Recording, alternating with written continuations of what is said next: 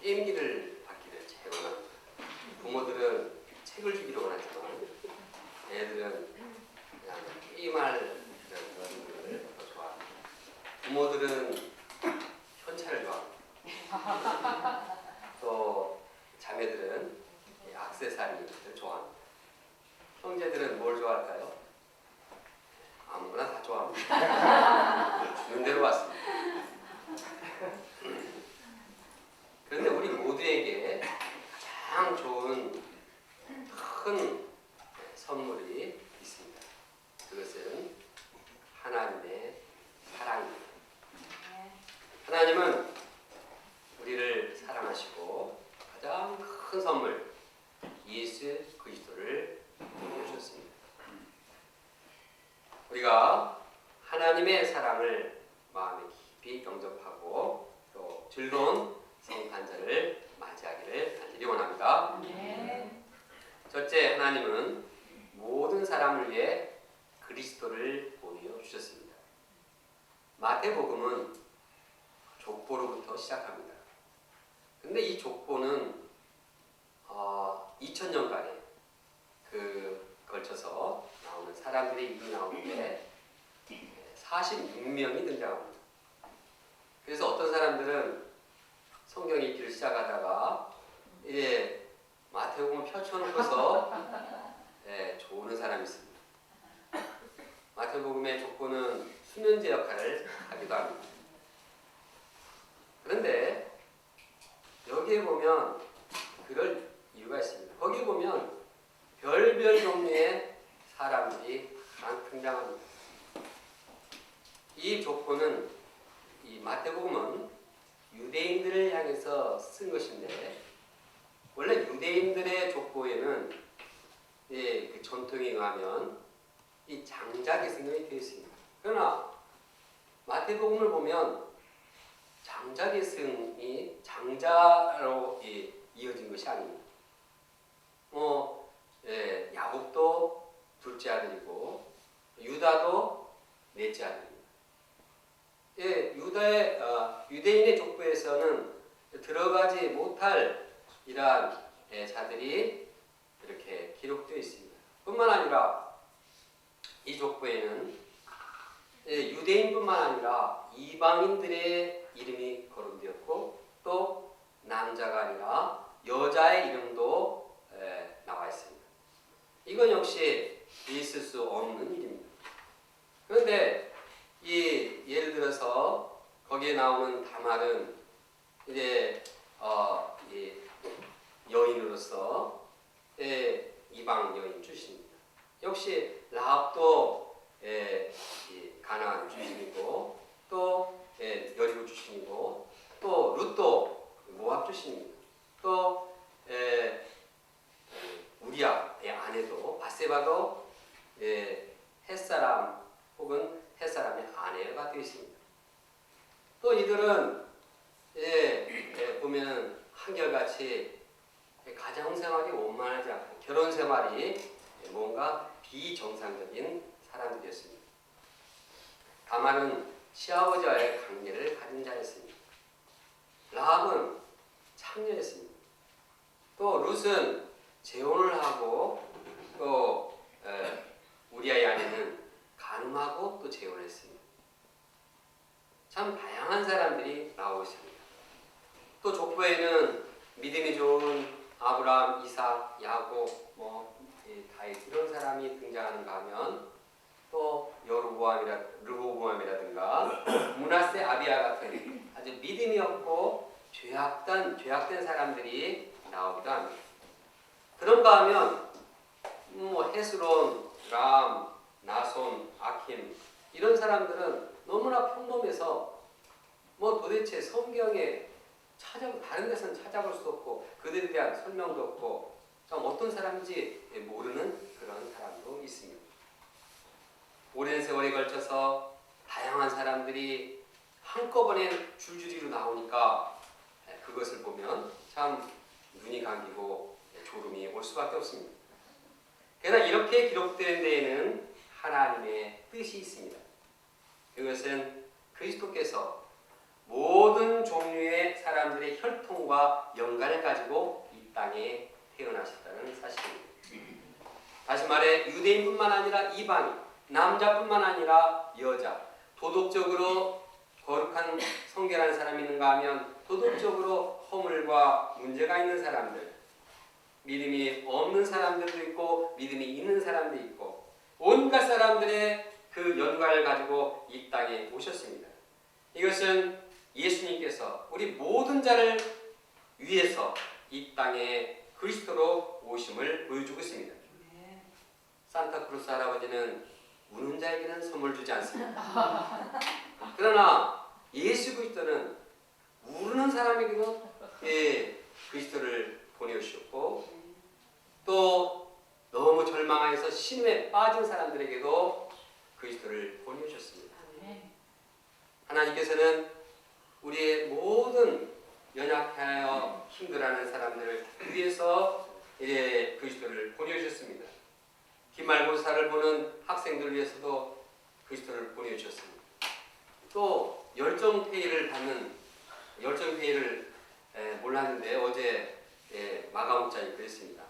자기는 열정페이를 받는 것 같다. 그래서 열정페이가 뭐냐 했더니 회사에서 일을 시키는데 돈은 조금 주고 너가 하고 싶은 일을 열정적으로 했으니까 그걸 페이로 해라. 이것이 열정페이라고 했습니다. 이렇게 직장에서 박봉으로 시달리는 우리 학사 목장들을 위해서도 그리스도를 보내주셨습니다. 요즘 또 3포 세대, M포 세대 이런 말을 많이 하는데 이런 시대에 사는 우리 모두를 위해서 하나님께서 그리스도를 보내주셨습니다. 우리 모든 사람을 위해서 이 땅에 그리스도를 보내주신 하나님께 감사 찬양을 드립니다. 여기서 한 가지 기억할 사항이 있습니다. 그것은 이 예수 그리스도의 오심이 그냥 갑자기 우연히 오신 것이 아니라는 사실입니다. 이것은 오래전에 하나님께서 계획하시고 예언하신 대로 이루어진 사실입니다. 하나님은 2000년 전에 아브라함과 언약을 통해서 이제 그리스도를 보내주겠다고 약속하셨습니다.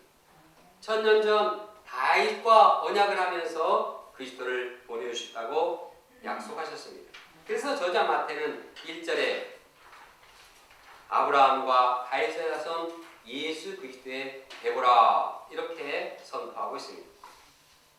오래전 하나님께서는 모든 사람을 위해서 그들을 위해서 선물을 계획하셨습니다. 그리고 이제 유구한 세월 속에서 때를 기다렸습니다. 때가 되자 이러한 하나님의 사랑은 표현되었고 그분이 바로 이 땅에 오신 예수 그리스도십니다. 16절 함께 읽어보겠습니다. 16절입니다. 시작. 야곱은 마리아의 남편 요셉을 낳았으니 마리아에게서 그리스도라 칭하는 예수가 나시니라.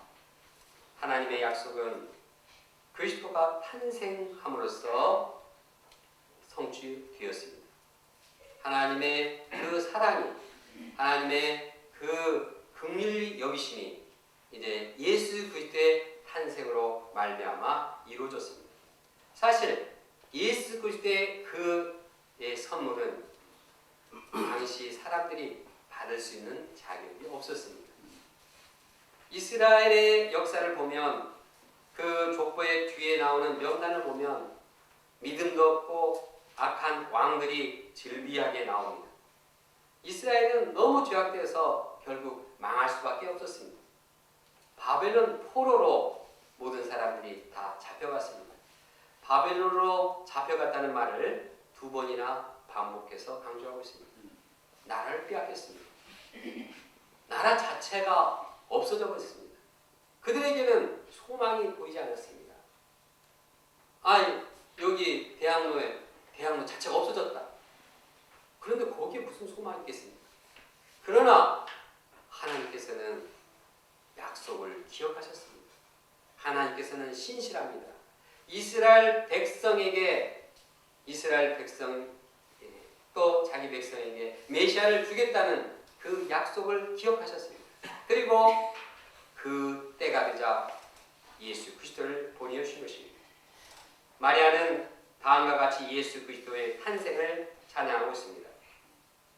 그 종 이스라엘 도우사 긍휼히 여기시고 기억하시되, 하나님께서는 이스라엘이 이렇게 죄악되고 망할 수밖에 없고 나라가 사라졌지만 그 이스라엘을 긍휼히 여기시고 그 이스라엘을 기억하시고 그 약속을 기억하시고 이제는 예수 그리스도를 보내신 것입니다. 우리 조상에게 말씀하신 것 같이 아브라함과 그 자손에게 영원히 하시려다. 아브라함에게뿐만 아니라 그 자손에게도 하나님의 약속은 그대로 신실하게 이루어지게 된 것입니다. 이처럼 하나님께서는 어떠한 약속도 다 기억하시고 이루어 나가시는 분입니다. 하나님은 신실하신 분입니다. 하나님은 사랑이 많으신 분입니다. 하나님은 긍휼이 많으신 분입니다. 인간이 아무리 죄악의 이 깊은 이 수렁에 빠지고 정말 흉측한 죄를 짓더라도 하나님의 사랑, 하나님의 약속은 변하지 않습니다. 그리고 하나님의 때에 다시 그 약속을 지키시는 분인 것입니다.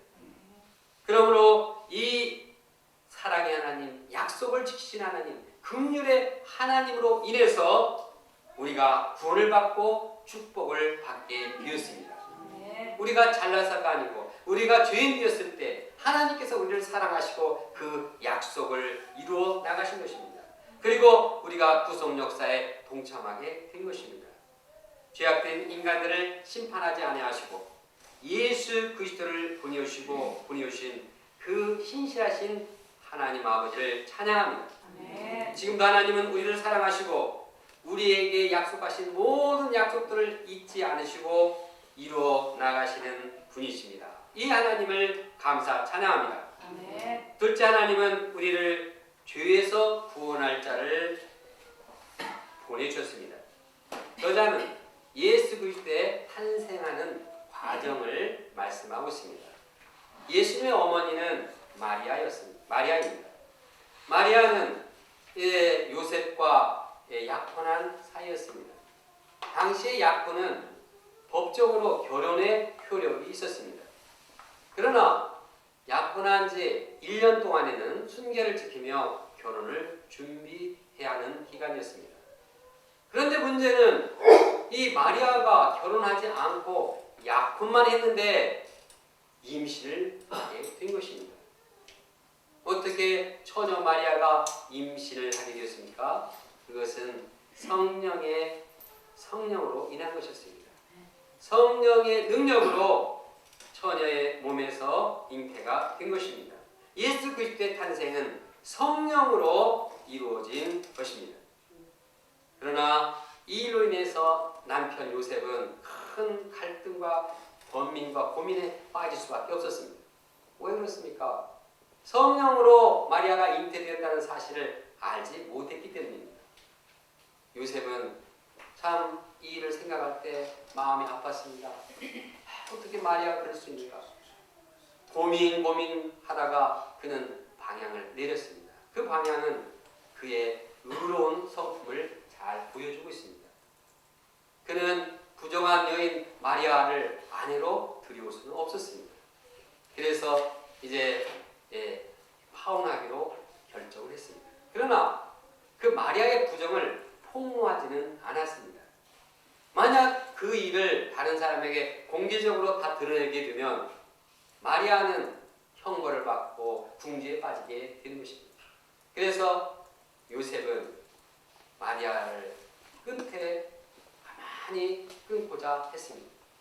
이렇게 방향을 잡았는데도 요셉의 마음에는 참 이해할 수 없는 참 마리아의 일로 인해서 고민을 그칠 수가 없었습니다. 어떻게 그 마리아가 그럴 일을 할 수가 있을까? 그게 사실인가? 그게 거짓인가?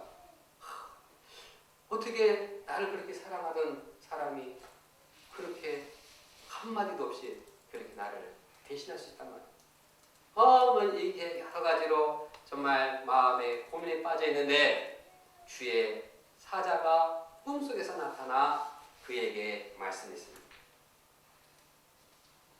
다윗의 자손 요셉아, 내 아내 마리아 데려오기를 무서워하지 말라. 그에게 잉태된 자는 성령으로 된 것이다.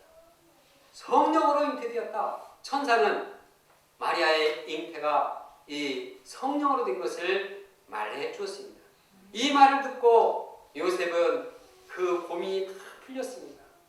그 참 혼란한 그 마음이 다 정리가 됐습니다. 아, 마리아가 성령으로 잉태되었구나. 이 요셉의 마음에 큰 새로운 은혜가 함께하게 되었습니다. 이런 마리아가 잉태한 과정을 통해서 볼 때 예수 그리스도는 우리의 구원자로서 합당하신 분임을 볼 수 있습니다. 즉 예수님은 사람의 몸을 빌려서 탄생하셨기 때문에 그분은 온전한 사람이 되셨습니다. 마리아의 몸에서 10개월 동안 이렇게 길러졌습니다. 그래서 그는 인간으로서 이 몸에서 마리아의 몸에서 성장했고 인간을 이해하고 나면서부터 나기 전부터 뱃속에서부터 인간과 함께하고 인간을 잘 섬길 수 있는 자로 자라게 되었습니다. 동시에 예수님은 성령으로 잉태되었기 때문에 죄가 없으신 분입니다. 우리를 죄에서 구원하기 위해서는 죄 없는 구원자가 요구되었습니다. 그런데 성령으로 잉태되었기 때문에 그분은 죄 없으신 하나님의 아들로서 완전한 하나님이 되셨습니다. 참 이 예수님의 탄생의 이 과정을 볼 때 참으로 우리의 구원자가 되시기에 예수님은 합당한 분인 것을 보게 되는 것입니다. 예수님은 완전한 사람이고 완전한 신성을 갖춘 분으로서 하나님과 사람 사이의 유일한 중보자가 되신 것입니다. 선사는 마리아가 낳을 예수님이 어떤 분인가를 말씀하고 있습니다. 21절을 함께 보겠습니다.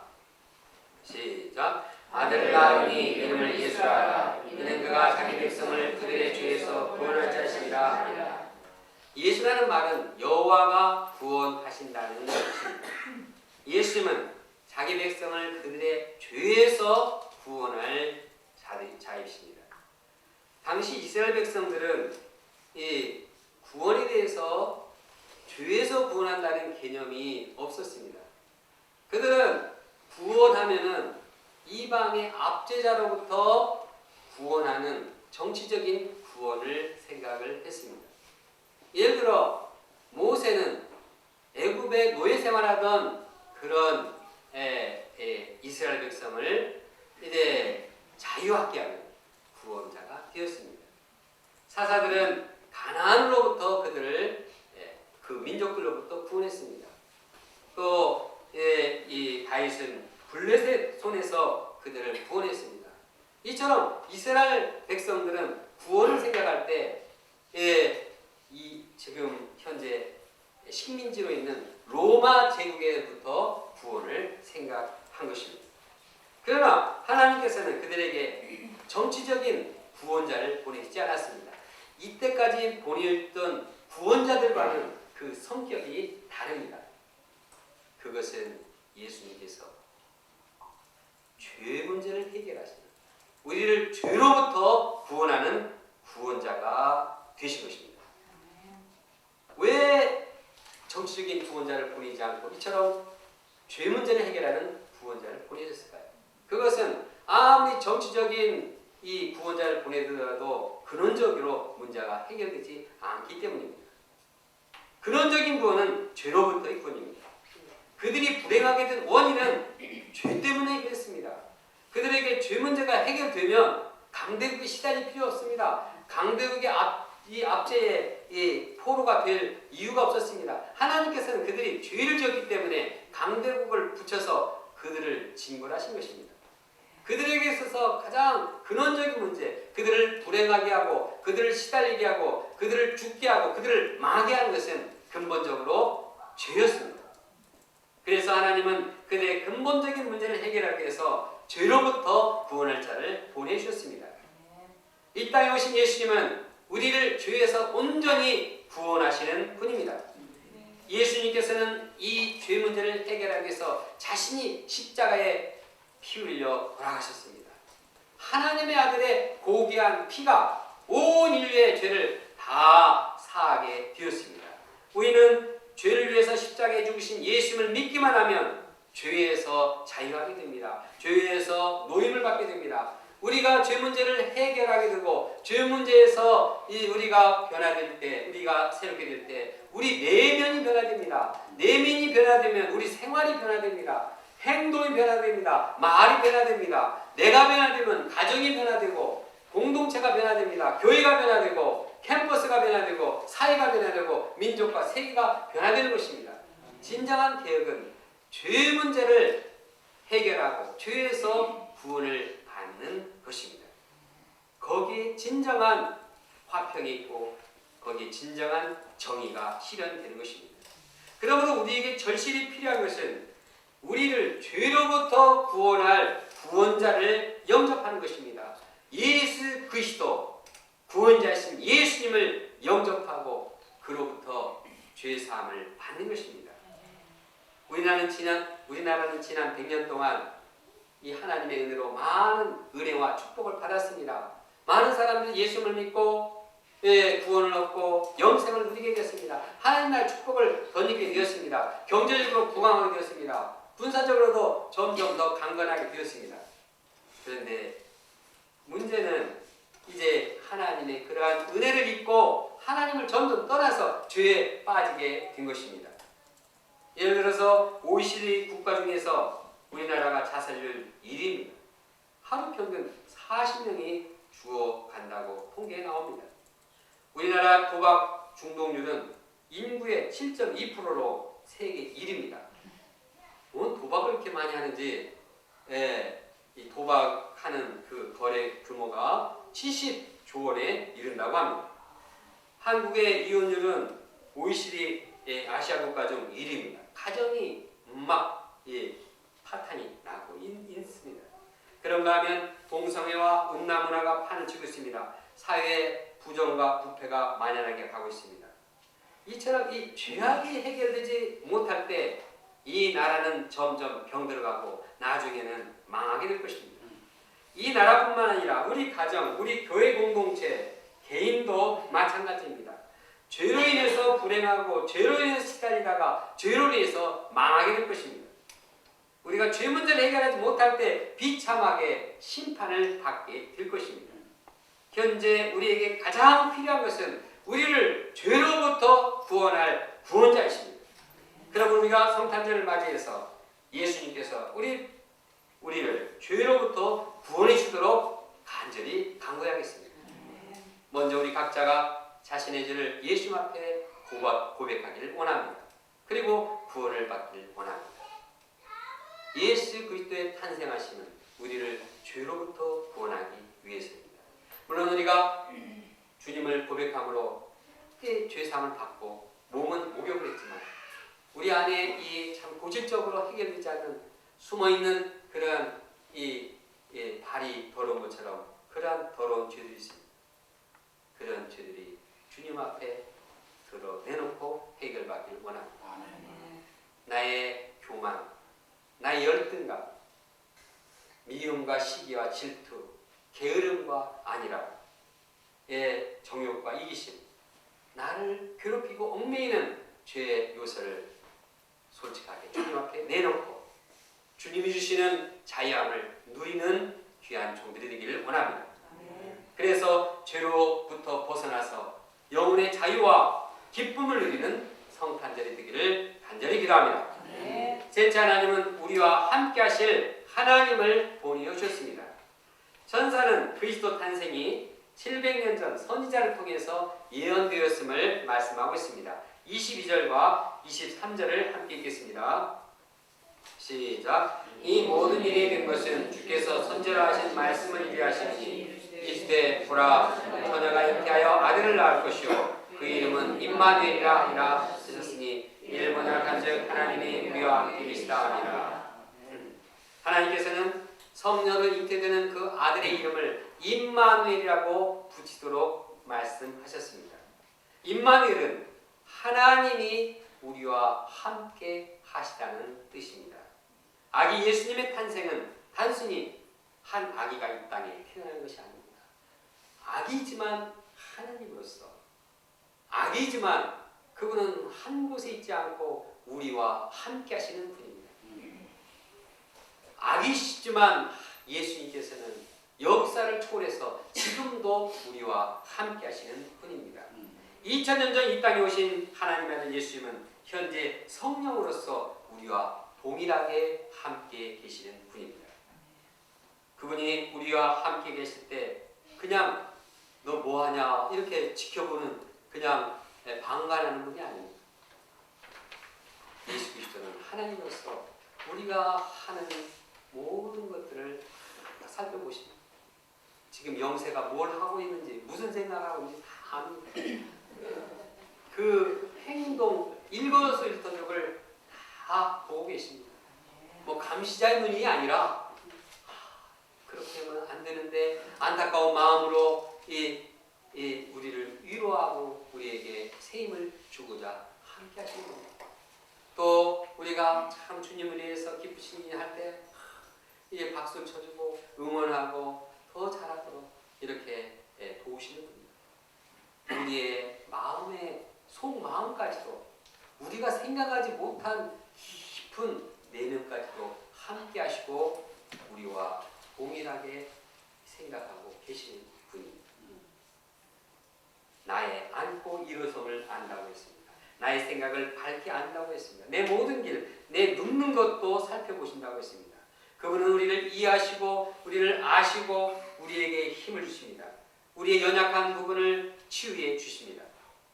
하나님께서 우리와 함께 하신 것, 그것이 우리 인생에서 가장 큰 영광이고 축복이요 행복인 것입니다. 이 세상에 가장 큰 축복이 어디 있습니까? 영광이 어디 있습니까? 우리 목자들로서 양이 많으면 좋겠다고 하는데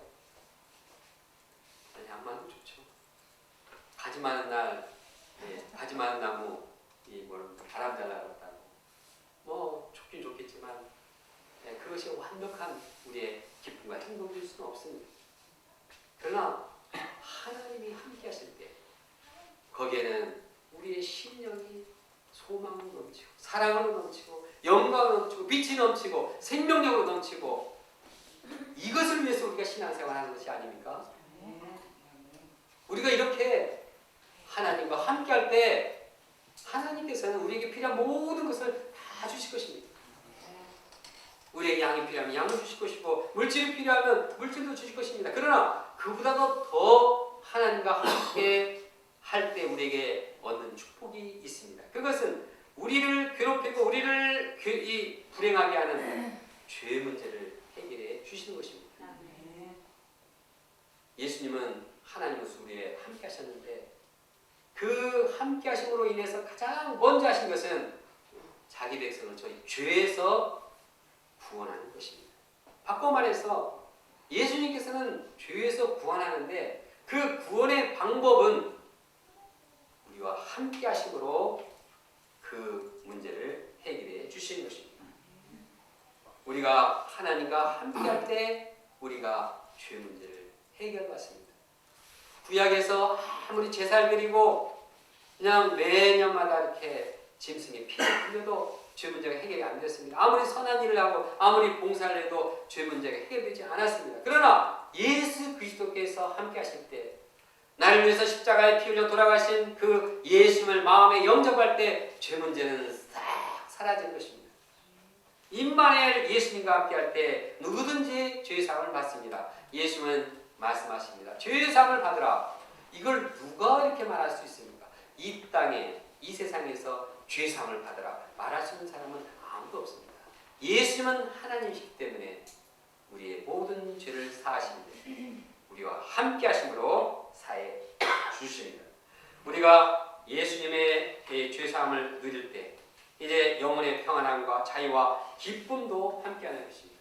어떤 흉악한 죄인도 예수님과 함께 할 때 죄에서 구원받고 거룩한 인생을 살게 됩니다. 더 나아가 예수님과 함께함으로써 점점 예수를 배우고 예수를 본받고 예수를 닮아가게 됩니다. 사람이 사람과 함께 있어도 위로를 주고 힘을 주고 그 사람의 마음을 변화시킵니다. 며칠 전 최상훈 목사님한테 얘기를 들었는데 한 형제가 아주 칼을 들고 범죄를 하다가 붙잡혔습니다. 근데 이제 그를 만났는데 그냥 얼굴이 시커멓고 그냥 흉악하게 했습니다. 그러나 사면 목사님이 그를 손을 잡고 그가 어떻게 그렇게 됐는가 얘기를 해보고 들어주고 참 위로해주고 이해를 해주고 그러니까 그 시커멓던 얼굴이 그냥 얼마 안 돼서 얼굴 모습이 바뀌었다고 했습니다. 참 사람이 함께해서 그 마음을 이해해주고 위로해줘도 이렇게 변하는 것입니다. 그런데 우리를 다 하시고 우리의 모든 것을 다 채울 수 고쳐주실 수 있는 하나님께서 우리가 함께 하시면 어떤 죄인도 다 변하게 됩니다. 하나님이신 예수님을 함께하는 자는 모두 다 변화됩니다. 예수님의 제자들이 그랬습니다. 예수님의 제자들은 허물과 실수들이 많았습니다. 그러나 그들이 예수님과 마음이 함께할 때 그들이 말씀을 듣고 그들이 예수님을 깊이 본받게 되었을 때 그들은 성자들이 되었습니다. 성 베드로, 성 마태, 성 요한, 성 안드레 다 세인트입니다.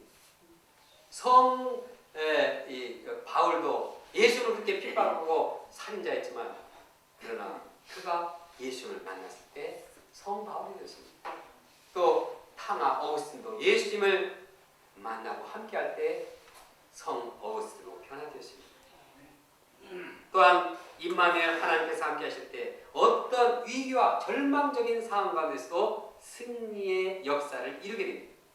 임마누엘 그 이름은 언제 시작됐는가 하면 하나님께서 함께하시다 이 약속은 예수 오시기 전 734년 전에 이사야를 통해서 말씀하신 것입니다. 그때 이 남유다의 상황은 아주 풍전등화의 상황이었습니다. 북이스라엘과 아람이 서로 연합해가지고 이 남유다를 박살내고 하는데 이제 막 땡끈하니 왔던 마차를 들고 막 군사들이 대군이 막 대적들이 그냥 내일 하루만 그냥 완전히 남유다가 쑥대밭이 되는 그런 상황이 있었습니다. 그냥 거기 아하스 왕 막 발버둥 바람에 그 나뭇잎 떨리듯이 떨고 그냥 백성들도 그렇게 떨었습니다. 그런 상황에서 하나님께서는 임마누엘 처녀가 아들을 잉태하게 되십니다. 그 이름 임마누엘이라 이렇게 말씀하셨습니다. 하나님이 함께 하시고 그 징조로 이 임마누엘 이러한 아들을 약속하신 것입니다. 그러므로 그들은 염려할 필요 없습니다. 두려워할 필요 없습니다. 왜? 하나님이 함께 하시기 때문입니다. 하나님이 함께 하시면 아무리 절망적인 상황, 아무리 위기의 상황도 문제가 없습니다. 거기에 승리의 역사가 이루어진 것입니다.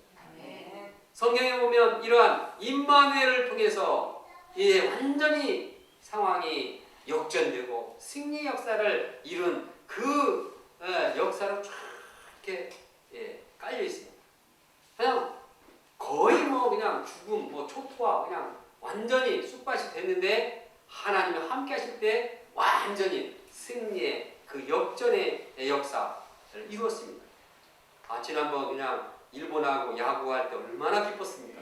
9회 초에 그냥 그때 그냥 몇 대 몇으로 졌습니까?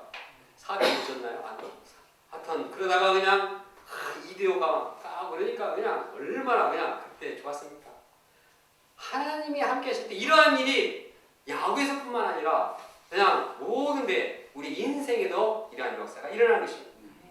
하나님께서 아브라함과 함께 하실 때 이제 죽어가는 이 가정에 생명 잉태되었습니다. 하나님 그래서 믿음의 인생, 승리의 인생을 살았습니다.